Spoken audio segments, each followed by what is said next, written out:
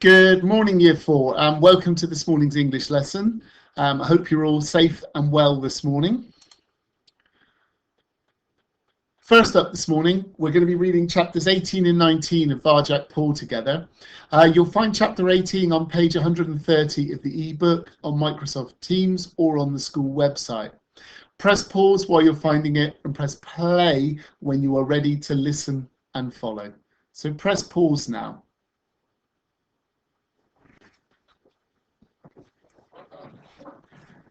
Chapter 18. I'm starving, grumbled Tam late the next night, back in their alleys. The three of them sat on a high brick wall together, thinking about food.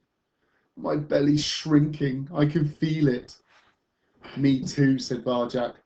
That mouse was good, but it was only a mouse. You're right, said Holly. This is getting serious. It's time for drastic action. And I've got a plan. She looked Varjak up and down. First of all, though, you've got to look normal. Tell me, Mr. Paul, are you ever planning to clean yourself? Varjak shook his head. He was outside. He didn't have to wash. At home, Mother was always washing me. I hated it.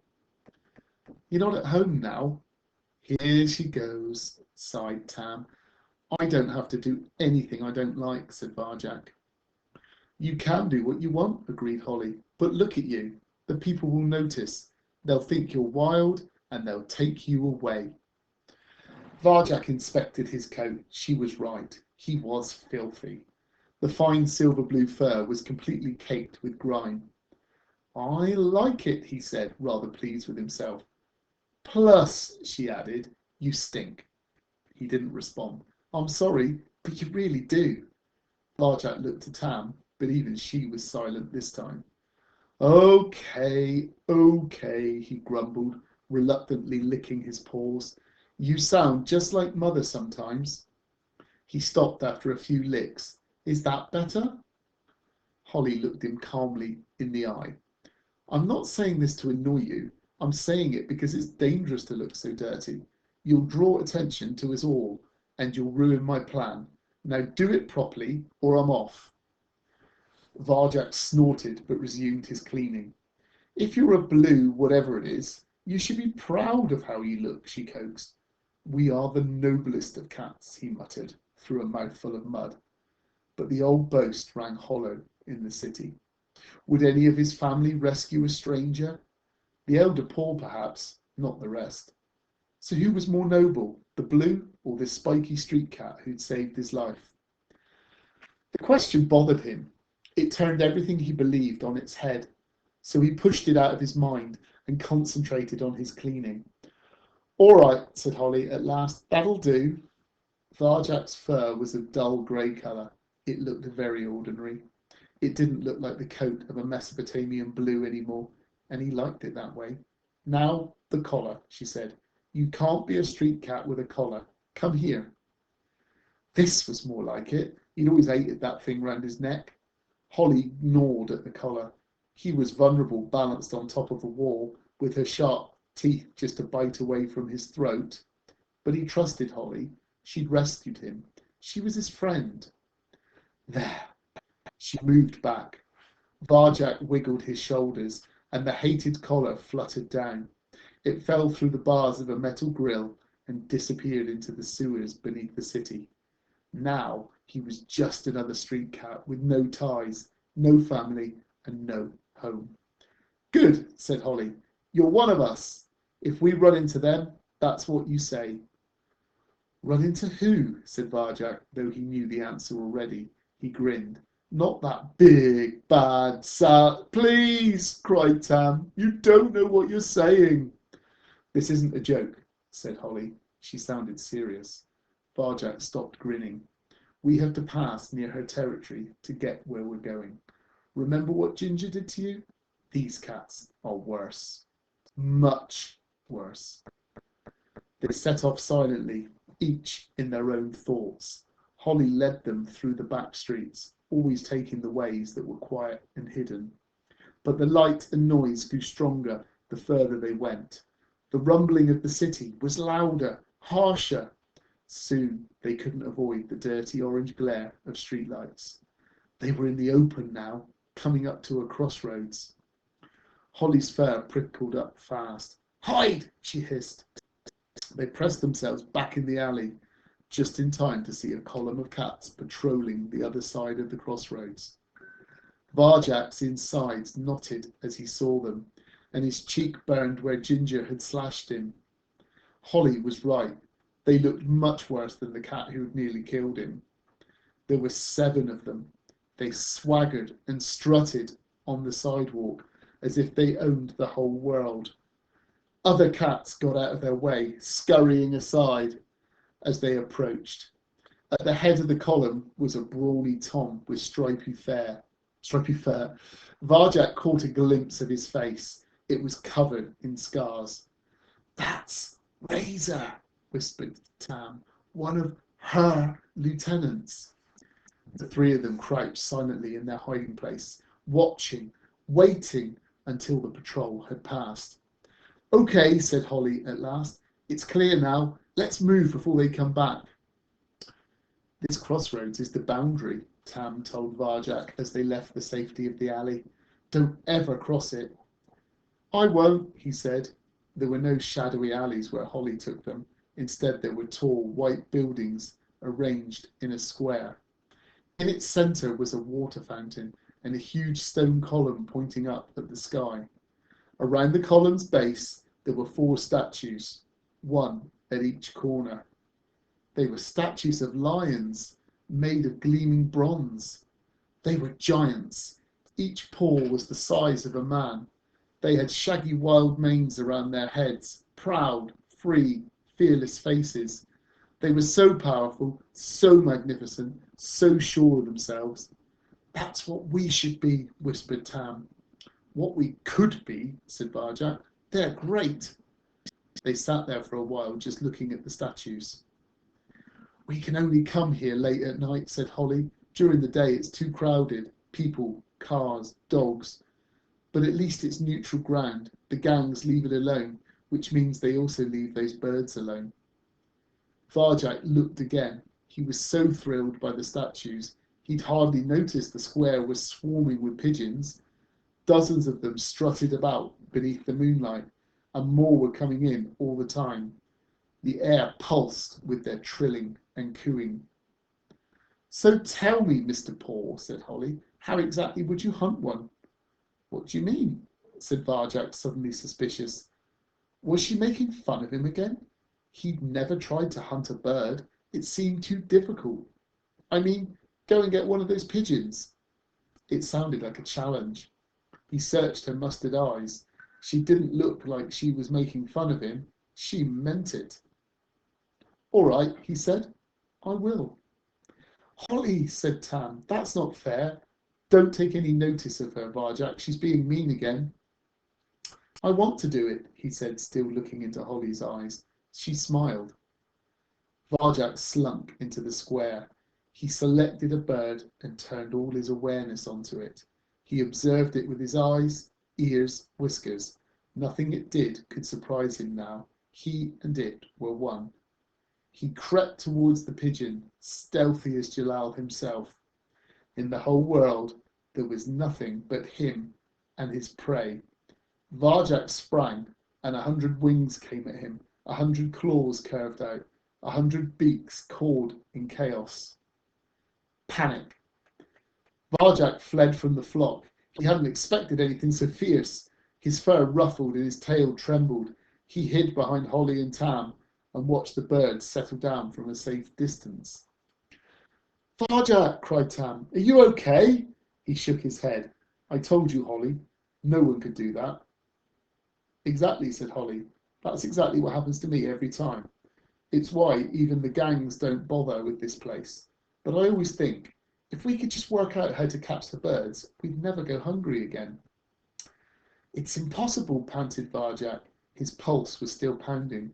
"Impossible." "For one cat, yes," said Holly, "and yes, we usually hunt alone. But imagine 3 of us hunting together." "It could just work." "That's the plan. What do you think?" "Yes," said Varjak Paul. I don't like the sound of this, said Tam. She buried her head in her paws and curled up to sleep.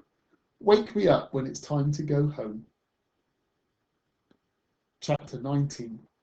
Varjak and Holly talked through the night by the giant bronze lions. There was nothing to distract them but the fountain's trickle and the birds trilling. It was strange at first. No one else had ever wanted to talk about hunting before. Varjak could still barely believe that someone his own age was interested in it and not senseless kitten games like Jay, Jethro, and Jerome. But it was true.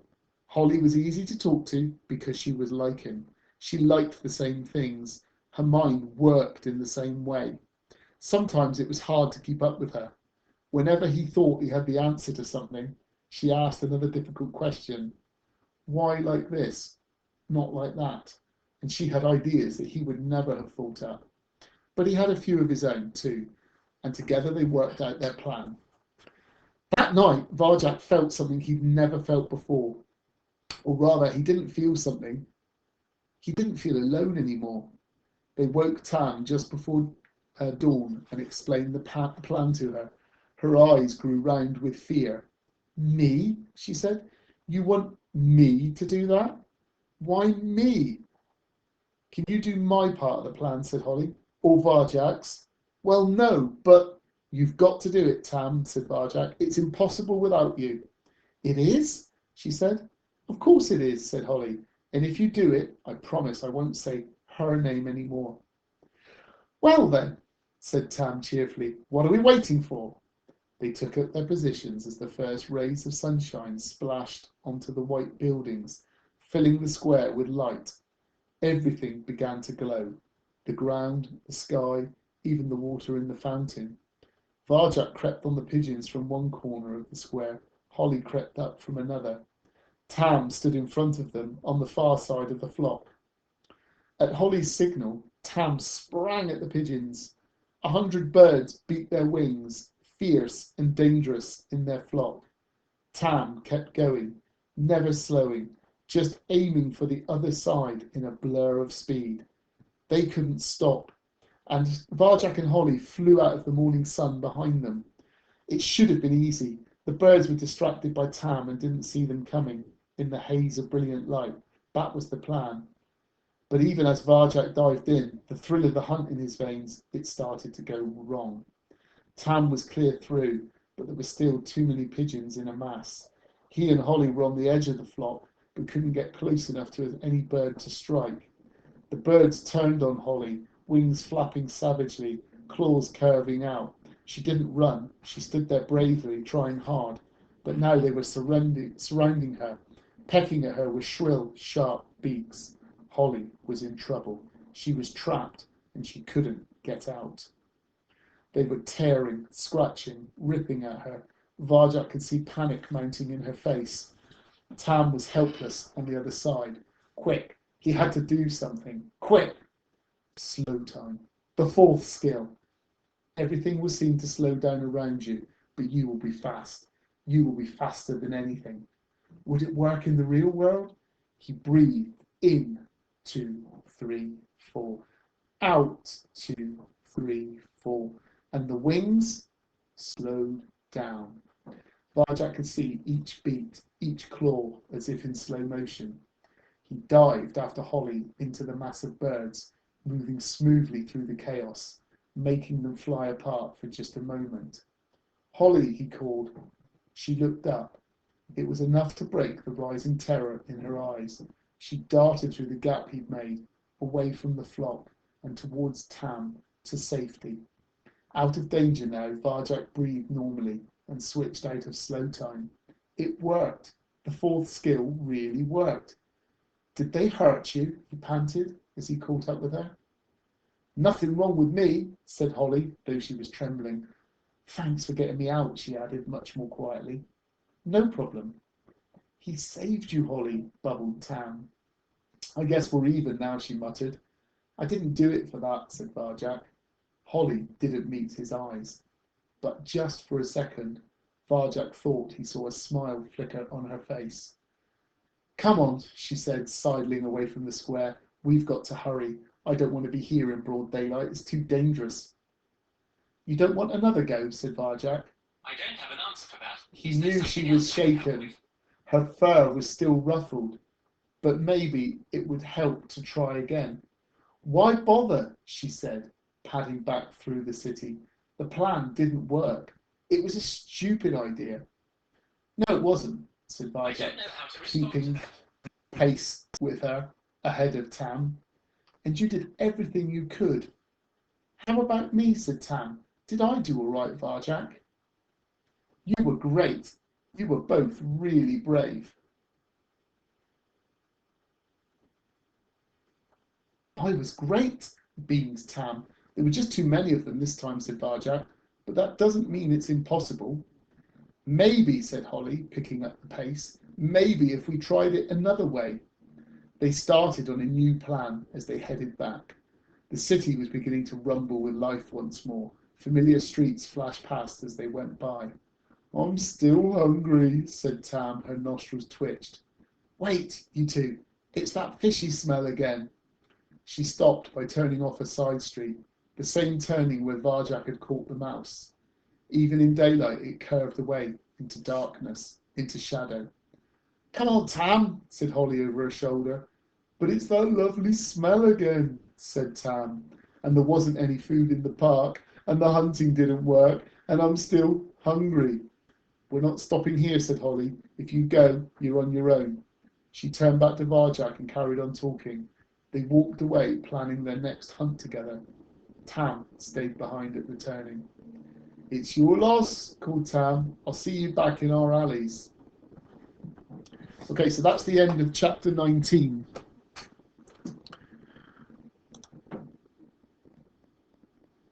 So, earlier on in the story, they were talking about the vanishings, and that's going to be really important for this morning's lesson. What we're going to be doing this morning is starting to think about creating a newspaper article based on the vanishings. So I want you to think about these questions. What do you think of the vanishings? What do you think is happening to the cats? Where do you think that they are going? And what makes you think that?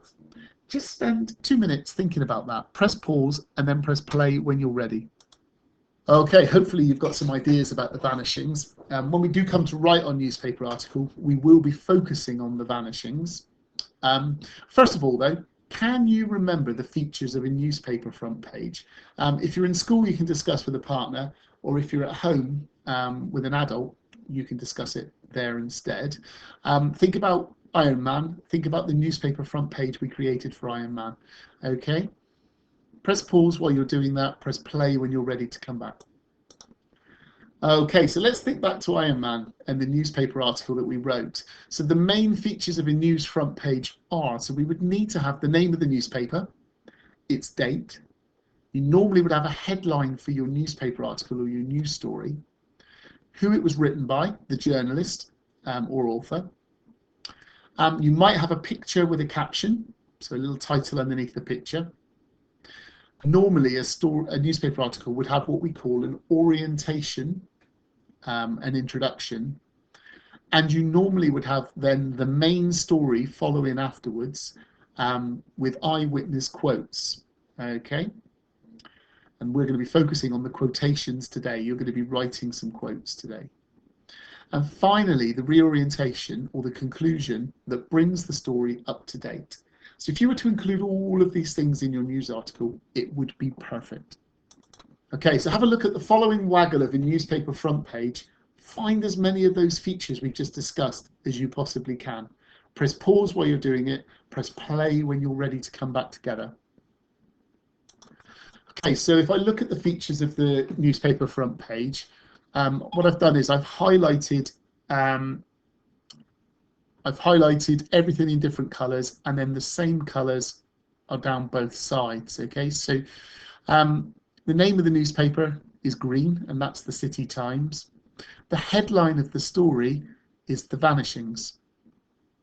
The journalist, the person that's written the story, usually goes under the headline.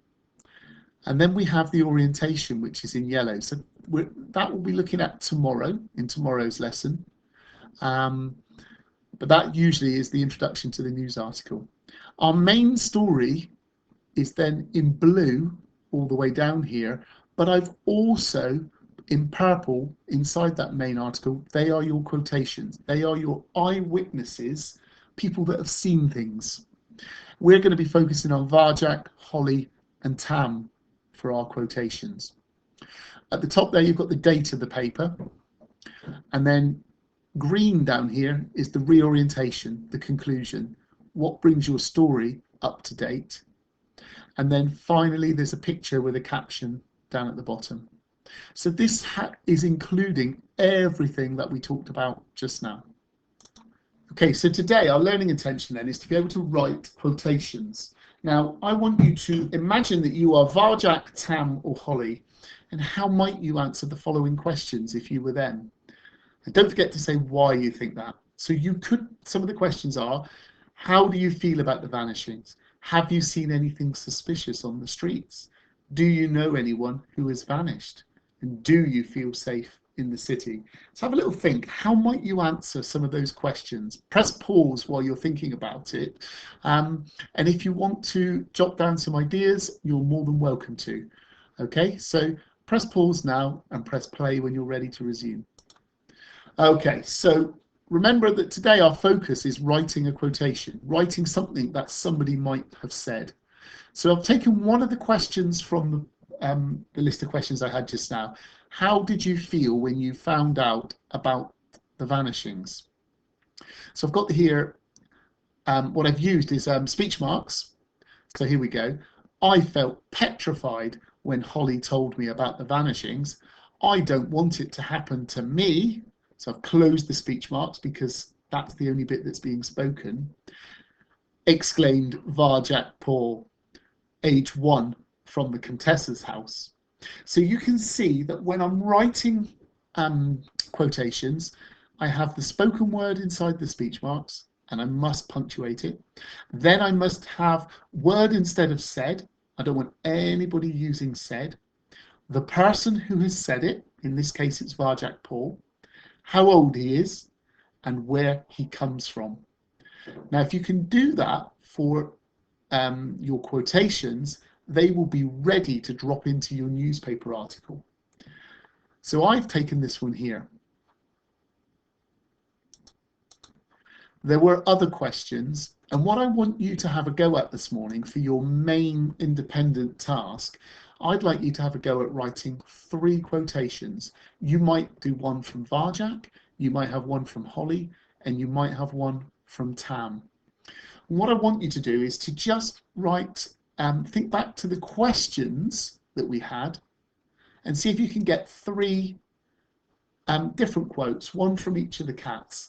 Please remember to use, you could use powerful objectives. Definitely you need to have the name of the eyewitness and you know who they are.